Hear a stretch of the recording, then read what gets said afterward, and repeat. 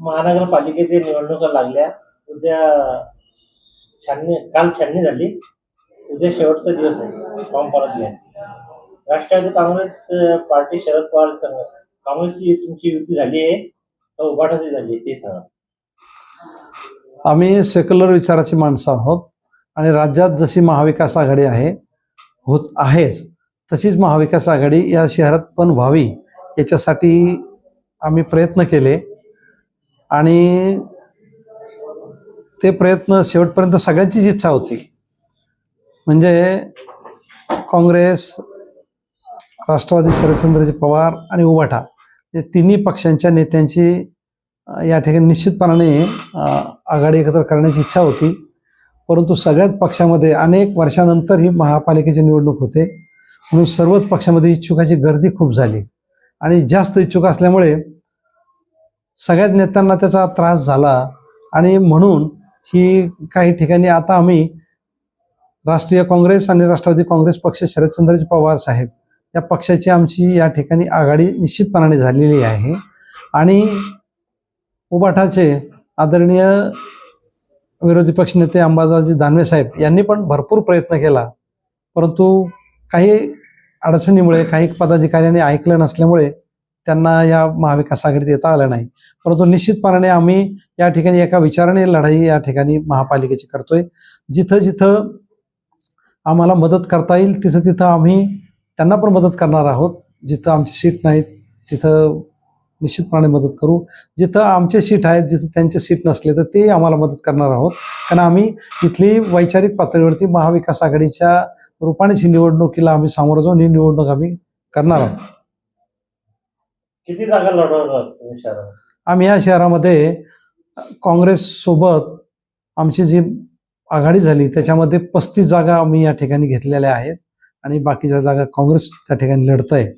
तर त्याच्यामध्ये निश्चितपणे 29 उमेदवार आम्ही बी फॉर्मवरती उभे केलेत आणि काही ठिकाणी अडचणी आल्या, उशीर झाला म्हणून काही 2-2 फॉर्म भरले होते. तर तिथं काही जर आमच्या कार्यकर्त्यांनी काही अपक्ष म्हणून फॉर्म भरलेले आहेत तर ते आम्ही त्यांना आता सोबत घेऊ. त्या ठिकाणी ती तडजोड आम्ही उद्या फॉर्म उचलले झाले की उद्या दुपारनंतर ती तडजोड करून रात्रीपर्यंत आमचं पॅनल क्लिअर होतील. काही उमेदवारांची तक्रार आली होती तो आम्हाला बी फॉर्म जे आहे ते टायमावर भेटले नाही. अशी काही कोणाची तक्रार नाही आहे. बी फॉर्म लोकांना ज्याला द्यायचे त्याला अगदी वेळेवरच दिलेत. परंतु जिथं थोड्याशा काही अडचणी होत्या की एका जागेसाठी 4-4, 5-5 इच्छुक होते म्हणून त्याच्यामुळं काही 2-5 लोकांना बी फॉर्म देण्याला उशीर झाला, परंतु तोही वेळेच्या आत दिला. त्यांना आम्ही सगळ्यांना आधीच मिटिंग घेऊन सांगितलं होतं की तुम्ही फॉर्म सगळा कंप्लीट करून फॉर्म तुम्ही निवडणूक निर्णय अधिकारी भरून ठेवा आणि तो निवडणूक निर्णय अधिकारी फॉर्म भरल्यानंतर बी फॉर्म त्यांना 3 वाजेपर्यंत जोडता येत होता. त्याच्यामुळे त्या वेळेच्या आधीच फॉर्म सगळ्यांना दिले. निरीक्षक म्हणून जे खासदार बीडचे बजरंग बाप्पा सोनवणे इथे आले होते तर ते निवडणुकी होईपर्यंत इथे राहणार आहेत.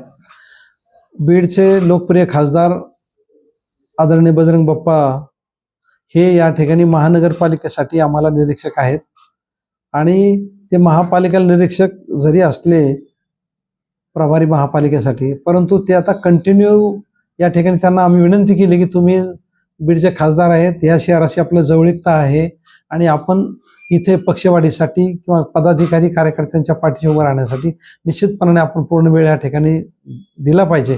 आम्ही अशी विनंती केली आणि त्यांनी ती मान्य केली. पक्षश्रेष्ठीला सुद्धा आम्ही तसं बोलणार आहोत की बाप्पांना इथलं पूर्णपणाने कायमस्वरूपी जबाबदारी द्या आणि निश्चितपणाने जर बजरंग बाप्पा खासदार या ठिकाणी कायम राहिलेत निरीक्षक तर मला वाटतं इथे की या ठिकाणी पक्ष मोठी भरारी घेईल आणि चांगली ताकद पक्षाच्या कार्यकर्त्याला त्यांच्याकडून मिळेल.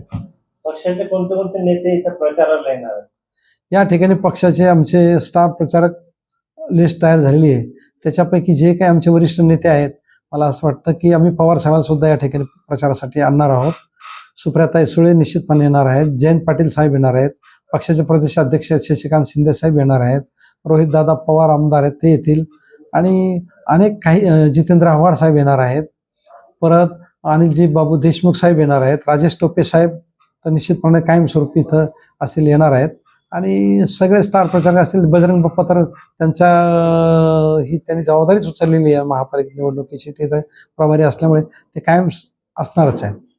काँग्रेस आणि राष्ट्रवादीची आघाडी आहे, तर ते दोन्ही पक्षाचे मिळून किती उमेदवार निवडून येण्याची तुम्हाला शक्यता आहे? काँग्रेस आणि राष्ट्रवादीची आमची आघाडी आहे. आम्ही जे उमेदवार उभे केले, आम्ही जे लोकसभेला तुम्ही पाहिलं असेल शरद पवार साहेबांनी काय एजेंडा केला होता. महाविकास आघाडीत अत्यंत कमी जागा घेतल्या होत्या आणि मला वाटतं त्या कमी जागेच्या पर्सेंटेजवर जास्त खासदार आमचे निवडून आले होते. 10 जागा घेतल्या होत्या, 8 जागा निवडून आणल्या आणि 1 जागा शशिकांत शिंदे साहेबांची अत्यंत कमी मतावून गेली होती.